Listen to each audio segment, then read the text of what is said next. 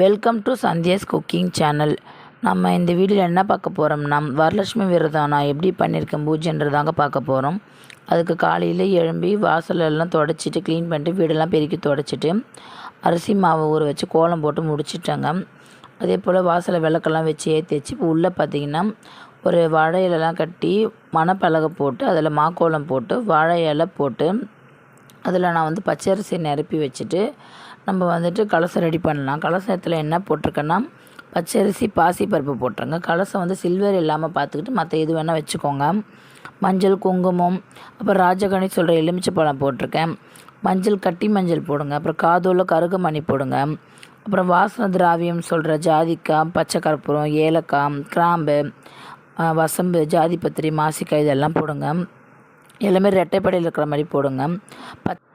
பச்சை கற்பூரம் பார்த்திங்கன்னா திஷ்டியை நீக்கக்கூடியதுங்க, தீட்டையும் எதுவும் நீக்கக்கூடியதுங்க. இது இல்லாமல் பார்த்துக்கோம். வசம்பு பார்த்திங்கன்னா செரிமானத்தை தரும்னு சொல்லுவாங்க மருத்துவத்தில். குழந்தைங்களை கூட நீங்கள் போட்டு பார்த்துருப்பீங்க. தீய சக்தி இதை அண்டாதுங்க. அதுக்கப்புறம் நாணயத்தில் பார்த்தீங்கன்னா தங்க காயின் இருந்தால் போடுங்க, வெள்ளி காயின் இருந்தால் போடுங்க, இல்லை நார்மல் காயினே ஒரு 11 வர மாதிரி ஒற்றைப்படையில் போடுங்க. கடைசியாக பார்த்திங்கன்னா தேங்காயில் பார்த்திங்கன்னா மஞ்சள் சந்தனம் எல்லாம் ஃபுல்லாக பூசிட்டு பொட்டு வச்சுருங்க. பொட்டு வச்சுட்டு உங்கள்கிட்ட என்ன பூ கிடைக்குதோ அதை போட்டு அலங்காரப்படுத்திடுங்க. அதுக்கப்புறம் பார்த்திங்கன்னா நம்ம ஏன் பச்சரிசி பாசிப்பருப்பு போட்டிருக்கோன்னா, பச்சரிசின்றது மகாலட்சுமி, பாசிப்பருப்புன்றது விஷ்ணுங்க. ரெண்டும் சேர்ந்து இருக்கிற மாதிரி போடுங்க. கணவன் மனைவி ஒற்றுமையாக இருக்கிறதுக்காக இது ரெண்டையும் நம்ம போட்டிருக்கோம். கூடவே நான் வெள்ளி விளக்கு ரெடி பண்ணி வச்சுட்டேங்க. நம்ம குலதெய்வ சொம்பு ரெடி பண்ணி வச்சுருக்கேன், அதையும் போட்டு முடிச்சிடலாங்க. நான் அதில் என்னென்ன போடுவேன்னு உங்களுக்கு ஆல்ரெடி வீடியோவில் பார்த்துருப்பீங்க. எல்லாத்தையும் போட்டு முடிச்சுட்டு நம்ம விநாயகருக்கு விளக்கு வச்சுட்டு நம்ம குலதெய்வத்துக்கு சொம்பு ரெடி பண்ணிவிட்டு அவங்களுக்கும் நான் விளக்கு தயார் பண்ணி வச்சுருக்கேன். அதெல்லாம் பூ எல்லாமே போட்டு அலங்காரப்படுத்தி முடிச்சிட்டேன்.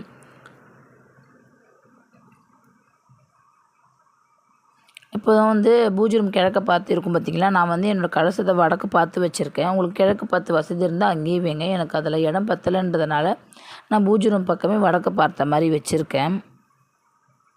கலசத்தை பார்த்திங்கன்னா வெளியில் வச்சு நீங்கள் பூஜை பண்ணிட்டு தாங்க உள்ளே கொண்டு வரணும். ஒரு 6 மணிக்கு மேலே நான் பண்ணியிருந்தேன் அன்றைக்கி. சுக்கர உரையில் பார்த்திங்கன்னா வெளியில் வச்சு பூஜை பண்ணிவிட்டு நான் உள்ளே கொண்டு வச்சுட்டேன். வச்சுட்டு 9 மணி மேலே தாங்க நான் பூஜை பண்ணியிருந்தேன் அன்றைக்கி. பூஜையெல்லாம் நீங்கள் பண்ணிவிட்டு இதெல்லாம் கனகதார சோஸ்திரம் படிங்க, லலிதா படிங்க, அப்புறம் அபிராமி அந்தாதி பாராயணம் பண்ணுங்க. இதெல்லாம் ரொம்ப நல்லதுங்க. இருக்கிறதுலே இந்த அபிராமி அந்தாதி ரொம்ப ஈஸி வேறு. மற்றது கூட சமஸ்கிருதத்தில் இருக்கும், இது ரொம்ப ஈஸின்றதுனால நீங்கள் அபிராமி அந்தாதி படிக்கலாம். முடிஞ்ச வரைக்கும் அதை நீங்கள் பாராயணம் பண்ணிவிடுங்க. நெய்வேத்தியம் பார்த்திங்கன்னா நீங்கள் வடை, சுண்டல், பருப்பு பாயசம், சக்கரை பொங்கல், வெண்பொங்கல், இட்லி, கொழுக்கட்டை உங்களுக்கு என்னெல்லாம் தோணுதோ நீங்கள் அதெல்லாம் சமைச்சு முடித்து நீங்கள் படைச்சிடலாம். அதே மாதிரி அம்மனுக்கும் சரி நம்ம லக்ஷ்மிக்கும் சரி பெண் தெய்வங்களுக்கு பிடிச்ச பூனாலே தாமரை சொல்லலாம், செவ்வரளி சொல்லலாங்க. அதுக்கப்புறம் நம்ம மகாலட்சுமி தாயாருக்கு பார்த்திங்கன்னா வெள்ளை தாமரை, இல்லை நார்மல் தாமரை, துளசி, சாமந்தி, அருகம்புல், வில்வம், மறிக்குழந்து இதில் எது வேணால் வைங்க, ரொம்ப ரொம்ப நல்லதுங்க.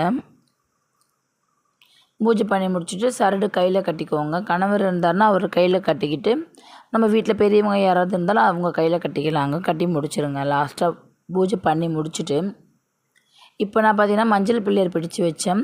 மஞ்சள் எந்த பூஜை பண்ணுறதா இருந்தாலும் ஃபஸ்ட்டு விநாயகருக்கு பூஜை பண்ணிவிட்டு குலதெய்வத்துக்கு பூஜை பண்ணிவிட்டு அப்புறம் நீங்கள் என்ன பூஜை பண்ணுறீங்களோ அவங்களுக்கு பண்ணுங்கள்.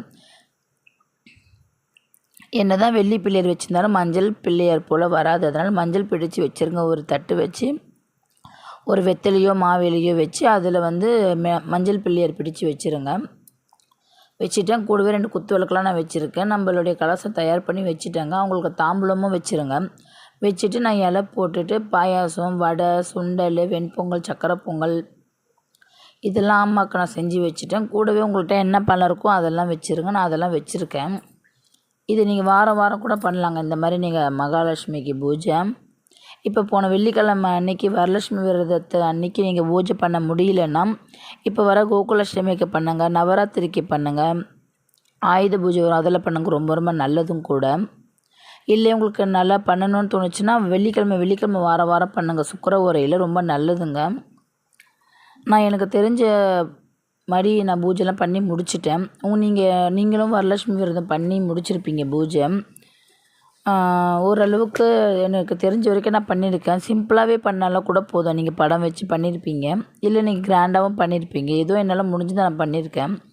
இவ்வளோ நேரம் என்னோடய சேனலை பார்த்த நன்றிங்க. மறக்காமல் சப்ஸ்கிரைப் பண்ணுறேங்க.